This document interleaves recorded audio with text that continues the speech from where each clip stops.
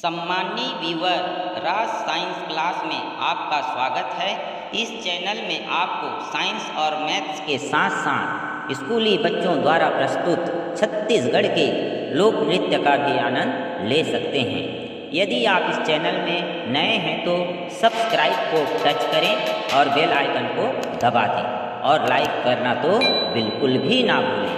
इस वीडियो को पूरा देखिए, तभी आपका डाउट क्लियर होगा। बहुत बहुत धन्यवाद।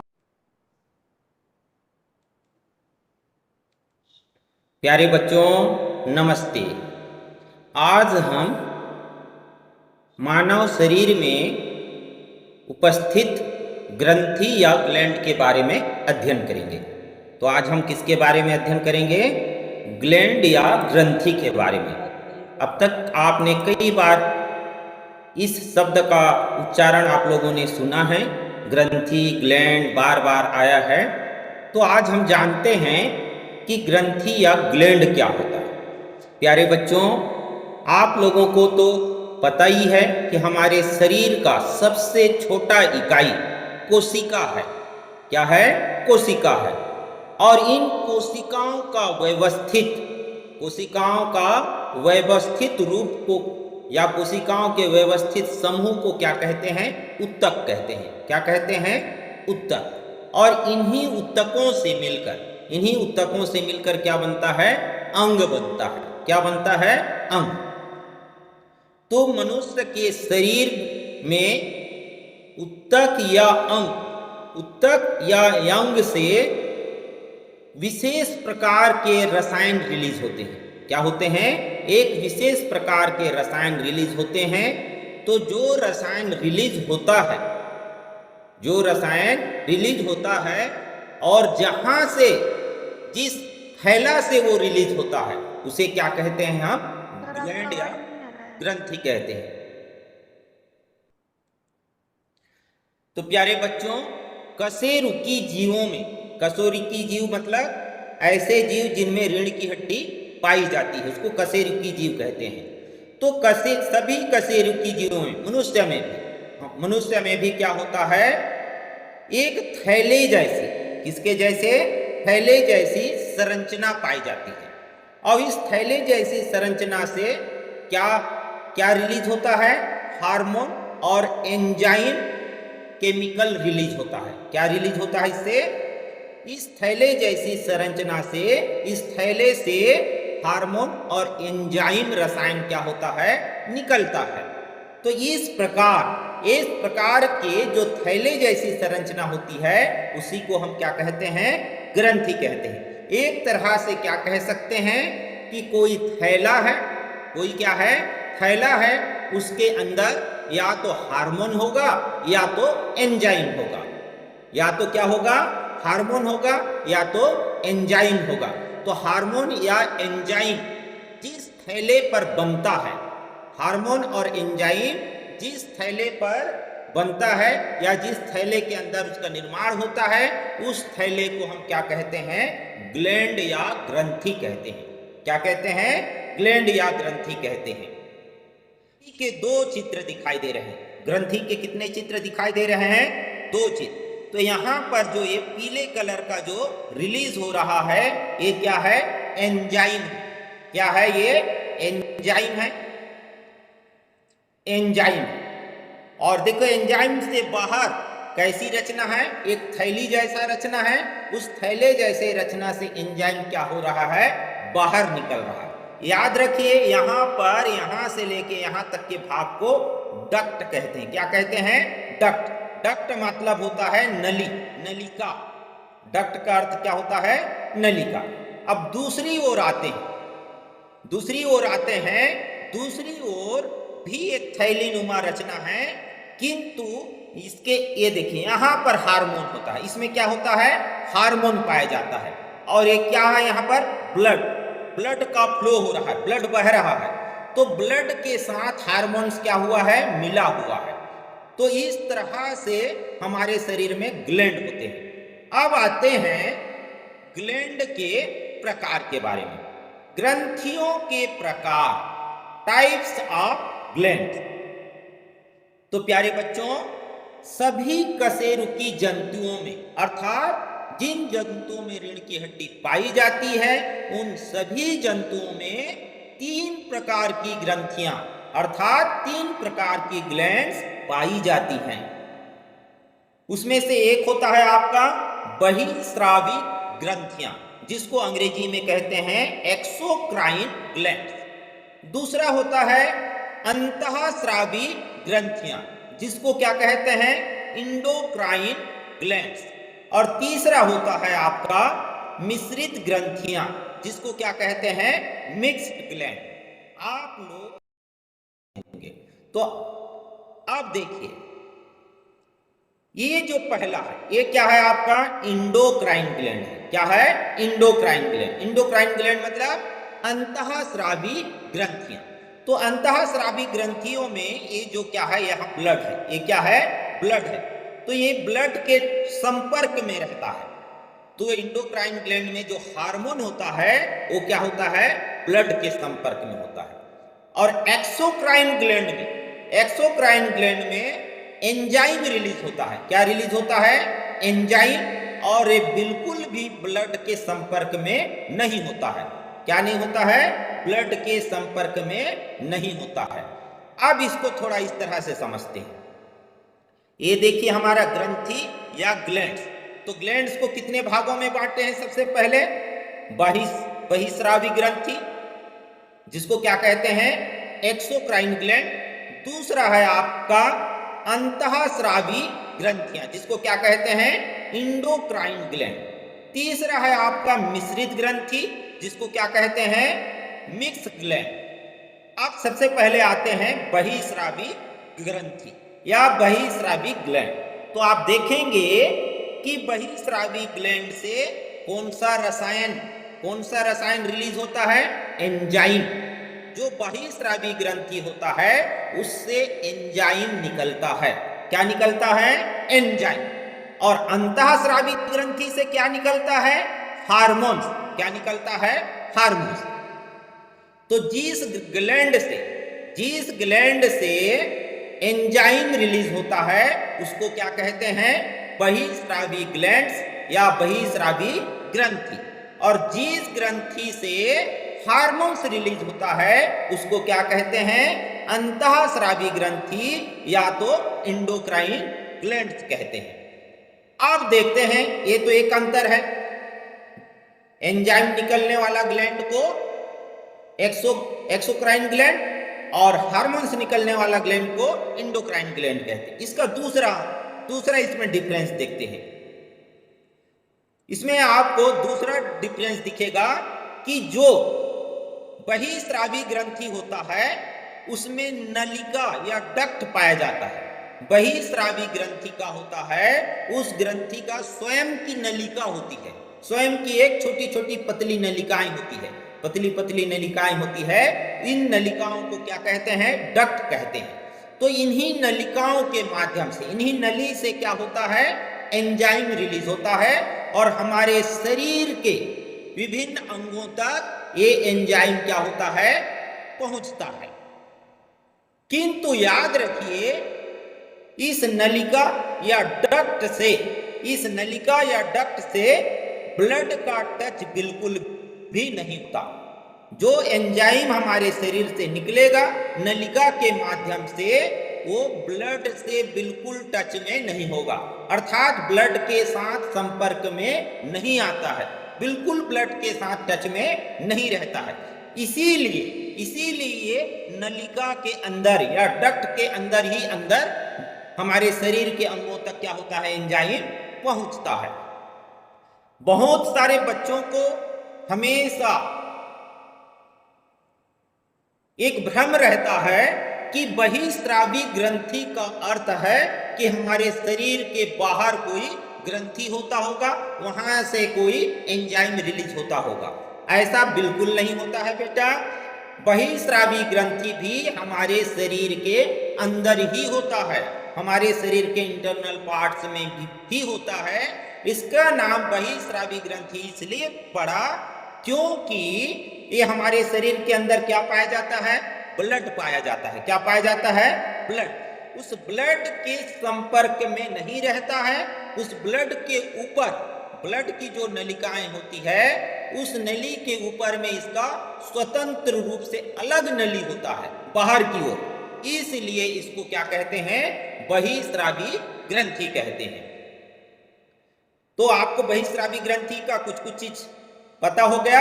अब आते हैं अंतःस्रावी ग्रंथि। अंतःस्रावी ग्रंथि अर्थात इंडोक्राइन ग्लैंड।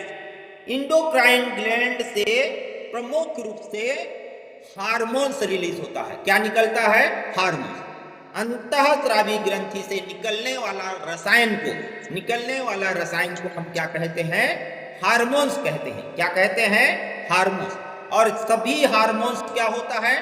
प्रोटीन का बना होता है। ये जो हार्मोन्स होता है किसका बना होता है? प्रोटीन का। याद रखिए, हार्मोन्स सीधा सीधा किसके टच में होता है? ब्लड के टच में होता है। अर्थात हार्मोन्स ब्लड के संपर्क में होता है। किसके संपर्क में होता है? ब्लड के।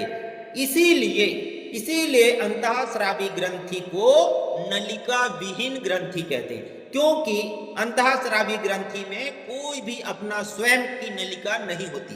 कोई भी स्वयं की नलिका नहीं होती। अंतःस्रावी ग्रंथि से जैसी हार्मोन्स निकलता है वो ब्लड में जाके मिल जाता है और शरीर के विभिन्न अंगों तक पहुंचता है। जबकि बहिस्रावी ग्रंथि में स्वयं की नलिका होता है, जिसके कारण वो रक्त में नहीं मिल पाता और इसी नलिकाओं के माध्यम से शरीर के विभिन्न अंगों तक पहुंचता है। इसलिए इसको नलिका युक्त ग्रंथि भी कहते हैं। बहिस्रावी ग्रंथि को नलिका युक्त ग्रंथि भी कहते हैं। अब आता है एक तीसरा भाग आता है मिश्रित ग्रंथि, मिक्स्ड ग्लैंड। हमारे शरीर में प्रमुख रूप से केवल एक मिक्स ग्लैंड होता है, जिसको क्या कहते हैं? अग्नाशय। हमारे शरीर के दाहिनी ओर एक अग्नाशय ग्लैंड होता है। क्या होता है? अग्नाशय ग्लैंड। इस अग्नाशय ग्लैंड में से एंजाइम भी रिलीज होता है और हार्मोन्स भी रिलीज होता है। हमारे शरीर में अग्नाशय ग्लैंड होता है, अग्नाशय ग्रंथि होता है, जहां से एंजाइम भी क्या होता है? निकलता है और हार्मोन्स भी निकलता है और शरीर के विभिन्न अंगों तक पहुंचता है। चूंकि मिश्रित ग्रंथि से एंजाइम और हार्मोन्स दोनों रिलीज होता है, इसीलिए इसका नाम क्या पड़ा? मिश्रित ग्रंथि। क्या पड़ा? मिश्रित ग्रंथि। और ये हमारे शरीर में कौन सा मिश्रित ग्रंथि पाया जाता है? अग्नाशय। अग्नाशय को हम क्या कहते हैं? मिश्रित ग्लैंड कहते हैं। ऐसी ग्रंथियां जिनके द्वारा रिलीज होने वाला रसायन शरीर के विभिन्न अंगों तक पहुंचाने के लिए नलिकाओं का उपयोग किया जाता है, जिसको अंग्रेजी में डक्ट कहते हैं। क्या का प्रयोग किया जाता है? नलिकाओं का प्रयोग किया जाता है। उसे क्या कहते हैं? हम बहिस्रावी ग्रंथियां कहलाती है। तो बहिस्रावी ग्रंथियों को हम नलिका युक्त ग्रंथि भी कहते हैं, क्योंकि ये स्वयं की नलिका होती है, इसलिए इसे नलिका युक्त ग्रंथि भी कहते हैं। इन ग्रंथियों से जो रसायन रिलीज होता है, एकदम याद रखिए, बहिस्रावी ग्रंथि से जो रसायन रिलीज होता है, उस रसायन को हम क्या कहते हैं? एंजाइम कहते हैं। क्या कहते हैं? एंजाइम। और हमारे शरीर में उदाहरण स्वरूप कौन कौन से ऐसी ग्रंथियां हैं जो बहिस्रावी ग्रंथियां हैं? उनमें पसीना। श्वेत ग्रंथि से क्या निकलता है? पसीना। इसको बहिस्रावी ग्रंथि कहते हैं। दुग्ध ग्रंथि से क्या निकलता है? दूध रिलीज होता है। लार ग्रंथि से लार निकलता है। श्लेष्म ग्रंथि, जिसको म्यूकस ग्लैंड कहते हैं, इसमें एक तेल के जैसा चिकना तरल पदार्थ निकलता है। अश्रु ग्रंथि हमारे आंख में होगा। अश्रु माने आंसू निकलने वाला ग्रंथि। ये सब ग्रंथियां बहिस्रावी ग्रंथियों के प्रमुख उदाहरण हैं। तो नेक्स्ट क्लास में हम बहिस्रावी ग्रंथियों के, प्रमुख बहिस्रावी ग्रंथियों के पूरा डिटेल पढ़ेंगे। कम से कम 10 बहिस्रावी ग्रंथियों के बारे में हम नेक्स्ट क्लास में पढ़ेंगे। अब आते हैं अगला, ये देखिए, ये बहिस्रावी ग्रंथि का एक चित्र है। देखिए यहां पर लिखा है आपको श्वेत ग्लैंड्स, श्वेत ग्लैंड्स डक्ट। तो देखिए नलिका, तो बहिस्रावी ग्रंथि का ये जो नलिका है, इस तरह से क्या होते हैं, नलिकाएं होती हैं। क्या होती हैं, नलिकाएं होती हैं और इस प्रकार से पहुंचती हैं। आपको याद होगा हमारे शरीर की त्वचा में छोटे छोटे क्या होते हैं, छिद्र होते हैं, जो हमको दिखाई नहीं देते। क्या होते हैं, दिखाई नहीं देते। इन्हीं छिद्रों से, इन नलिका से होते हुए इन छिद्रों के संपर्क में रहते हैं। इन्हीं छिद्रों से क्या होता है, पसीना निकलता है हमारे शरीर के बाहर। क्या निकलता है, पसीना। तो पसीना जिस ग्लैंड से निकलता है उसको हम क्या कहते हैं, श्वेत ग्लैंड्स कहते हैं। क्या कहते हैं, श्वेत ग्लैंड। इसी प्रकार से और भी बहुत से बहिस्रावी ग्लैंड होते हैं जिसके डक्ट पाए जाते हैं। अब आते हैं अगला, अंतःस्रावी ग्रंथियां। अंतःस्रावी ग्रंथियां, अंतःस्रावी ग्रंथियां को कहते हैं एंडोक्राइन ग्लैंड्स। तो ऐसी ग्रंथियां जिनमें नलिका वाहिकाओं या नलिकाओं का प्रयोग नहीं होता है। ऐसी ग्रंथियां जिनमें रसायन को रिलीज करने के लिए, रसायन को निकालने के लिए कोई वाहिकाओं का या कोई नली का उपयोग नहीं होता है, अर्थात ये नलिका विहीन ग्रंथि होता है। तो ऐसी ग्रंथियों को हम क्या कहते हैं, अंतःस्रावी ग्रंथियां कहते हैं। क्या कहते हैं, अंतःस्रावी ग्रंथि। इन ग्रंथियों को नलिका विहीन ग्रंथि भी कहते हैं, क्योंकि अंतःस्रावी ग्रंथि में कोई भी नलिका नहीं होता है, जिसके कारण अंतःस्रावी ग्रंथि से जो रसायन रिलीज होता है, जो रसायन रिलीज होता है, वह रसायन सीधे ब्लड में जाके मिल जाता है। किसमें जाके मिल जाता है, ब्लड में जाके मिल जाता है। अंतःस्रावी ग्रंथियां नलिका के अभाव में अपने रसायन को सीधे कहां पर ले जाता है, ब्लड में क्या कर देता है, ब्लड में ले जाके मुक्त कर देता है, रिलीज कर देता है ब्लड में, ब्लड में वो मिल जाता है। तो अंतःस्रावी ग्रंथि द्वारा रिलीज होने वाले जो रसायन होता है, रिलीज होने वाला जो रसायन होता है उसको क्या कहते हैं, हार्मोन। अंतःस्रावी ग्रंथि से जो रसायन रिलीज होता है उसको हम क्या, तो हार्मोन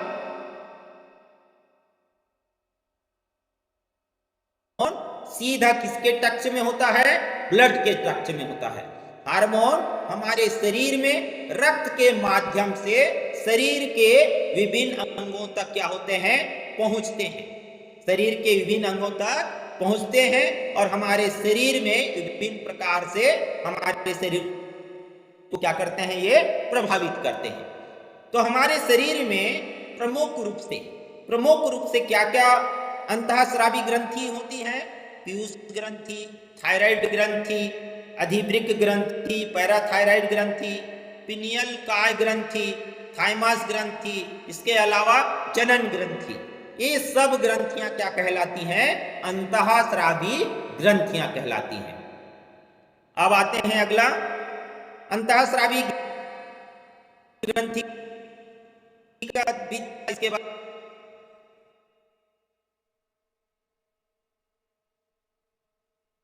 ये देखो इंडोक्राइन ग्लैंड में देखिए आपका किडनी है। क्या है, किडनी के ऊपर ये आपको इस प्रकार की केप जैसी रचना आपको दिखाई दे रहा है। कैसी रचना दिखाई दे रहा है आपको, केप जैसी रचना दिखाई दे रहा है, टोपी के जैसे। इसी को कहते हैं एड्रिनल ग्लैंड या अधिवृक्क ग्रंथि। यहां पर देखिए एक थाइमस दिखता है। ये थाइमस हमारे शरीर के वक्ष में पाया जाता है। इसी प्रकार इधर देखिए थायराइड, थायराइड ग्लैंड हमारे किस में पाया जाता है, गला में पाया जाता है। और इसी गला के पीछे, ये थायराइड ग्लैंड के पीछे पैराथायराइड ग्लैंड होता है। यहां पर देखिए पैनक्रियाज, हमारे शरीर में जो पैनक्रियाज होता है जिसको हम अग्नाशय कहते हैं, इसको मिक्स ग्लैंड में ऐसे रखते हैं। पैनक्रियाज से भी क्या होते हैं, हार्मोन्स रिलीज होता है। इसके अलावा टेस्टिस, आपको बताए हैं टेस्टिस, जिसको क्या कहते हैं, वृषण ग्रंथि कहते हैं। क्या कहते हैं, वृषण ग्रंथि, यहां से भी हार्मोन्स रिलीज होते हैं। और उसके बाद ओवरी ग्लैंड्स, अंडाशय ग्रंथि, अंडाशय ग्रंथि से भी हार्मोन रिलीज होते हैं। अब हमारे मस्तिष्क में तीन ग्लैंड्स पाए जाते हैं, तीन इंडोक्राइन ग्लैंड्स पाया जाता है। एक तो पाया जाता है हाइपोथैलेमस ग्लैंड, एक दूसरा होता है पिट्यूटरी ग्लैंड्स, और तीसरा होता है पिनियल ग्लैंड्स। क्या होता है, पिनियल ग्लैंड्स। ये तीन ग्लैंड हमारे मस्तिष्क में पाए जाते हैं। अब आते हैं मिश्रित ग्रंथि। मिश्रित ग्रंथि के बारे में ज्यादा जानने की जरूरत नहीं है। मिश्रित ग्रंथि की परिभाषा आसानी से आप बना सकते हो। ऐसी ग्रंथियां जिनसे हार्मोन्स भी रिलीज होता है और एंजाइम भी रिलीज होता है। ऐसी ग्रंथियां जिनसे एंजाइम और हार्मोन दोनों रिलीज होता है, उसको हम क्या कहते हैं, मिक्स ग्लैंड कहते हैं। तो जो बहिस्रावी तथा अंतःस्रावी दोनों ही प्रकार की होती है। जो मिश्रित ग्रंथि कैसा होता है, ये बहिस्रावी ग्रंथि भी होता है और अंतःस्रावी ग्रंथि भी होता है, क्योंकि यहां से एंजाइम भी रिलीज होता है और हार्मोन्स भी रिलीज होता है। इसलिए इसको क्या कहते हैं, मिश्रित ग्रंथियां कहते हैं। मिश्रित ग्रंथियों में जो डक्ट पाए जाते हैं, जो नलिका पाए जाते हैं, वो ज्यादा बड़ा नहीं होता है। तो हमारे शरीर में जो प्रमुख रूप से मिश्रित ग्रंथि होता है, वो क्या होता है, अग्नाशय होता है। इसी को अंग्रेजी में क्या कहते हैं, पैनक्रियाज कहते हैं। चित्र इसका दिखाते हैं आपको।